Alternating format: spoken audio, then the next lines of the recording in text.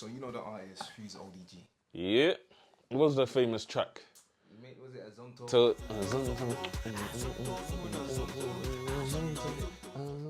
Hey, I'm a Ghanaian.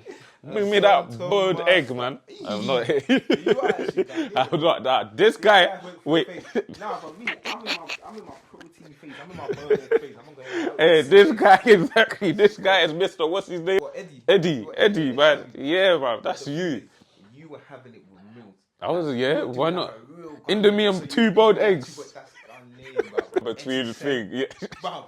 The banter between Alaina and Hudson O'Doy with the bird egg stuff actually cracks me up. Dance for your egg, for your egg. Dance for your egg, for your egg. Dance for your egg. Gave him cake with boiled eggs. That is crazy. That's crazy.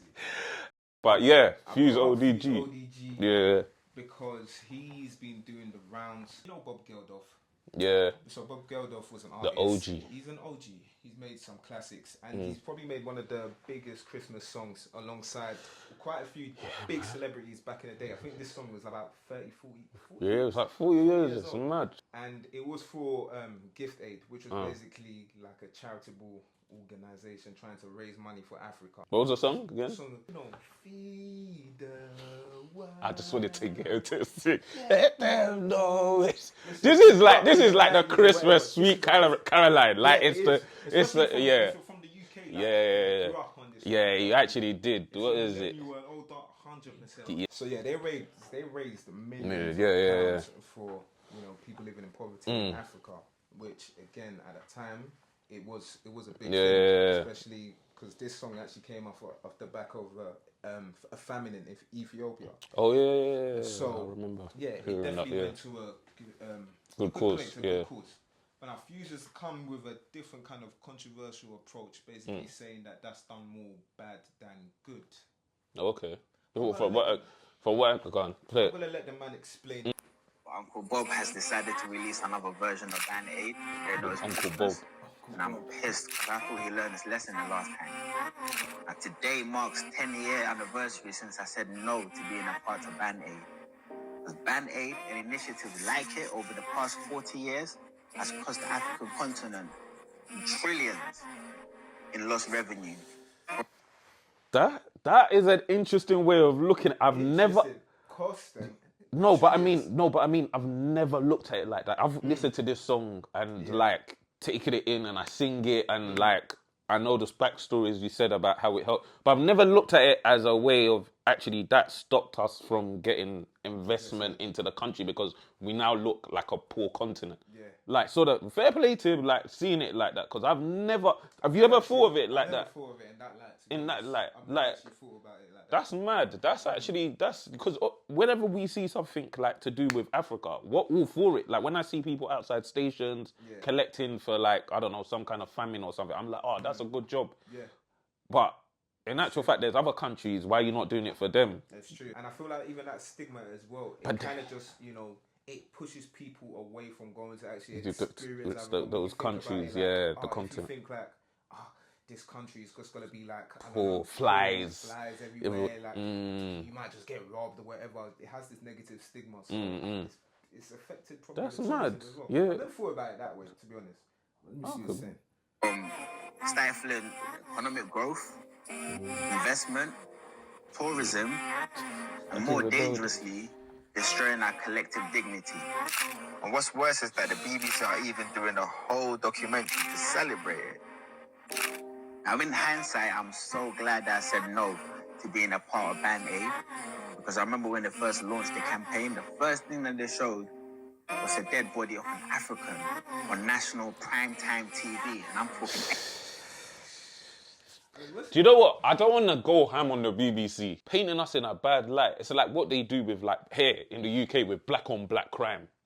Like that marketing tool to make it out like, oh, we're all bad people. Like, whereas if you don't see like white people commit crimes on white people, but you don't hear white on white crime. So, but at the same time, like starting it off with a dead body, like why? But then at the same time, if you're trying to captivate people's attention and That's get people to what donate, that is what that will that's what you do have to do. Oh, this is a techie one, man. Because imagine now, because there were people that were affected by different famines, different people that are living in poverty over there and stuff like that. Do you feel like they are thinking they care where the money's coming from? It's true, yeah. This kind of reminds me of, you see how like Mr. Beast, like he does all of this philanthropic work and all that kind of stuff. So like, I remember like he paid for like for treatment for some blind people and stuff like that, and then bare people went on social media and just like, oh yeah, he's just doing it for clout, like he's just doing it for like this and that. I see where you're going.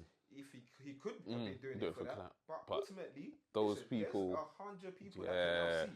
That's true. This is where, you know, when they say you can never do the right thing, like you can never please everyone. You can't.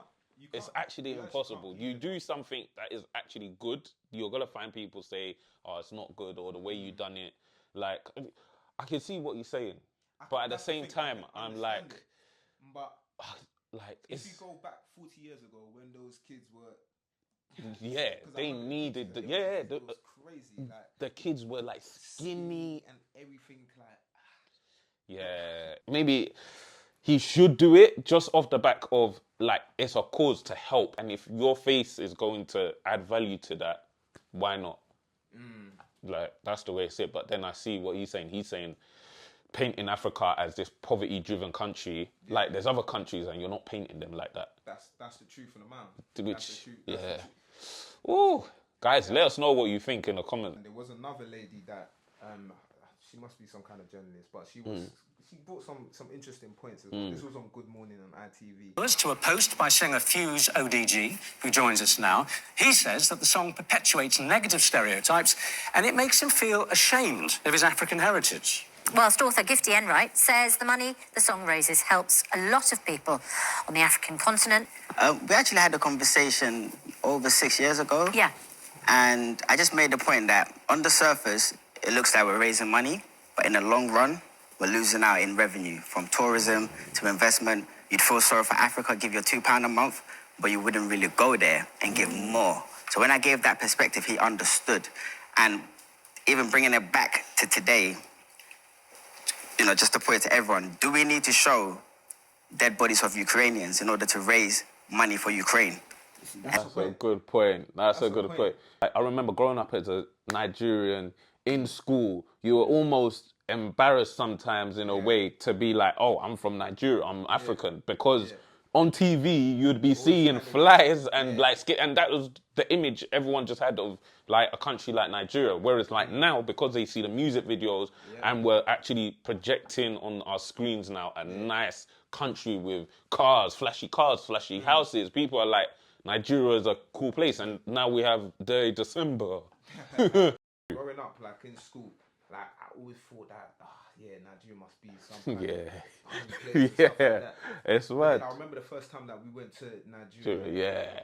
I was in like, this was the end of year 7 for me, and I went there, and my experience was so good. Like, when you saw everything, the cinema out there, and I watched it out there, and that was one of my most fantastic experiences. It was. That cinema was lit. Like, we went to beautiful beaches, horses and beaches. I was like, wow, this is not what I expected. This is not what I've been seeing. Do you know what? Now that I think I might have to jump on. I'm not gonna beat how many years ago, but I'm a young man.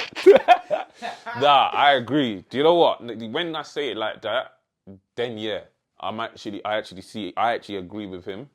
But do you know what? She comes with like an interesting point. As a result, you have Band Aid and Live Aid in these singles, raising £140 million for a continent or for people around the world who genuinely experience and starvation, famine, war, as Gifty says. All I'm trying to do is give a different perspective, right? Yes, there was an issue and there was good intentions to raise money to help an issue. But my problem is the long-term effect of trying to help this crisis. And also, it was one crisis in one country, but it painted a whole image Of the Africa. whole continent. That with specifically raising money for Africa. Africa, yeah. Africa is a we massive say, yeah, it's a whole continent with this, different countries with different cultures, over like 2,000 different languages, and you're just painting it like it's like one place. Yeah. And I feel like it kind of does put that negative, shed that negative light on it. I feel like I don't have a problem with, you know, the kind of like charity aspect.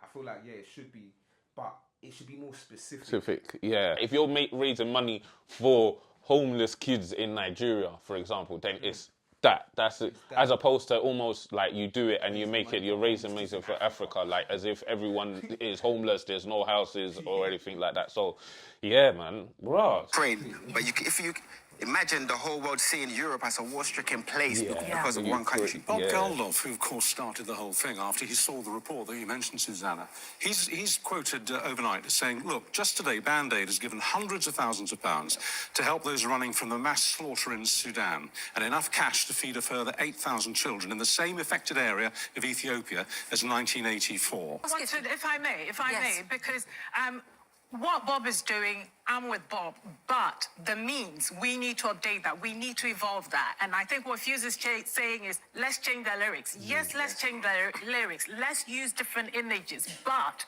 we shouldn't throw the baby out with the bathwater. We actually need that money. Definitely. And there's a saying in my country, and Fuse speaks the language, so he knows, as in, do you know, is the equivalent of, you know, fiddling whilst Rome is burning, right? And we just, What is that?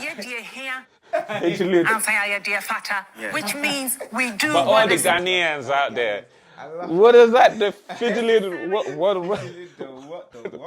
Hey, the Ghanaian, yeah, let us know, because what is that? I won't lie, one thing about African sayings, is crazy. Okay. Like, I agree with what she said. Like, I think, what you need to do, actually, is change the lyrics, change the imagery, and I think that resolves it. Because those kids or those people, they need that money. And, like, to be honest, this even makes me, like, think about what am I doing, like, for people. Like, I can't have, like, the white man doing stuff and then I'm not helping. Like, that's mad. Definitely need to help. But away from that, change the images and the lyrics. I feel like the way that Fuse kind of went about it wasn't maybe the right way. I feel like we're in this day and age where everyone feels like they just need to protest everything. Yeah.